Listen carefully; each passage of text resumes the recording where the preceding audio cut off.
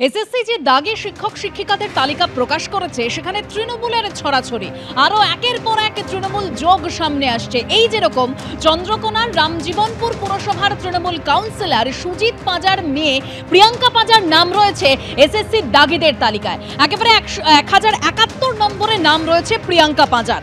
রামজীবনপুর পুরসভার 11 নম্বর ওয়ার্ডের তৃণমূল কাউন্সিলরের মেয়ে প্রিয়াঙ্কা পাঁজা, গোঘাট 2 নম্বর ব্লকের তারহাট শারদাময়ী হাই স্কুলের চাকরিহারা শিক্ষিকা প্রিয়াঙ্কা পাঁজা, যার নাম রয়েছে এসএসসি যে দাগিদের তালিকা প্রকাশ করেছে সেই তালিকার 1071 নম্বরে। কি বলছেন তারা, অর্থাৎ সুজিত পাঁজা এবং প্রিয়াঙ্কা পাঁজা? আরো বিস্তারিত আমরা জানবো। আমাদের প্রতিনিধি সোমনাথ দাস রয়েছেন আমাদের সঙ্গে টেলিফোন লাইনে। সোমনাথ,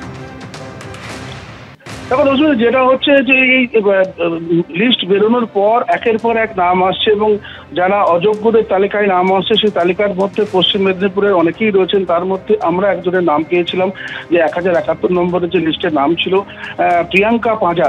তার যে পরিচয়, তার বাবা হচ্ছেন রামজীবনপুর পৌরসভার বিগত দিনের 2 বছর 2 টার্মের ভাইস চেয়ারম্যান ছিলেন পৌরসভার এবং বর্তমানে তিনি হচ্ছেন তৃণমূলের সভাপতি।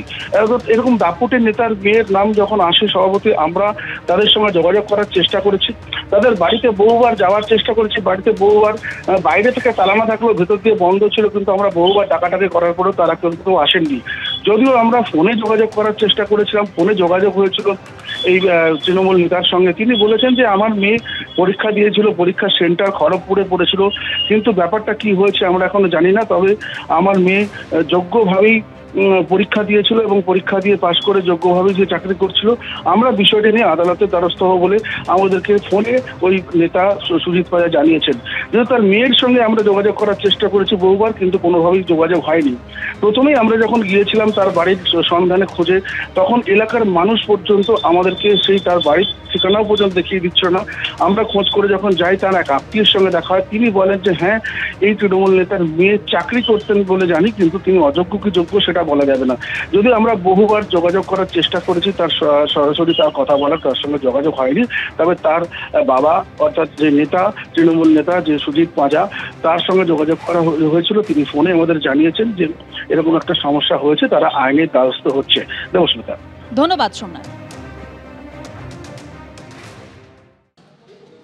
আর গত শনিবার এসএসসি এই দাগি শিক্ষক শিক্ষিকাদের তালিকা প্রকাশ করেছিল, আর সেই তালিকা সামনে আসতেই তৃণমূলের ছড়াছড়ি। একেবারে সেই তালিকা আপনাদের সামনে রেখেছি, যেখানে তৃণমূল বিধায়কের মেয়ে বৌমা থেকে কাউন্সিলর।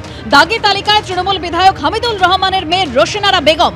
দাগি তালিকায় পানিহাটির তৃণমূল বিধায়কের বৌমার নামও রয়েছে। 1269 নম্বরে নির্মল ঘোষের বৌমা শম্পা ঘোষের নাম রয়েছে। আর এই তালিকায় রয়েছে পিংলার তৃণমূল নেতা অজয় মাঝির নাম। খানাকুল পঞ্চায়েত সমিতির প্রাক্তন সহসভাপতি স্ত্রীর নাম রয়েছে সেখানে। রাজপুর সোনারপুরের তৃণমূল কাউন্সিলর কুহিলি ঘোষের নাম রয়েছে। বারাসাত 1 নম্বর ব্লকের তৃণমূল নেতার ছেলে রয়েছে এই দাগি তালিকায়। অন্যদিকে উত্তর দিনাজপুর জেলা পরিষদের প্রাক্তন সভাধিপতি কবিতা বর্মনের নামও রয়েছে। আর সেই তালিকায় নাম রয়েছে হুগলি জেলা পরিষদের প্রাক্তন সদস্য বিভাস মালিকের। কোলাঘাট পঞ্চায়েত সমিতির পূর্ত পরিবহন কর্মাধ্যক্ষের মেয়ে জামাইয়ের নামও রয়েছে এই দাগি শিক্ষক শিক্ষিকাদের তালিকায়।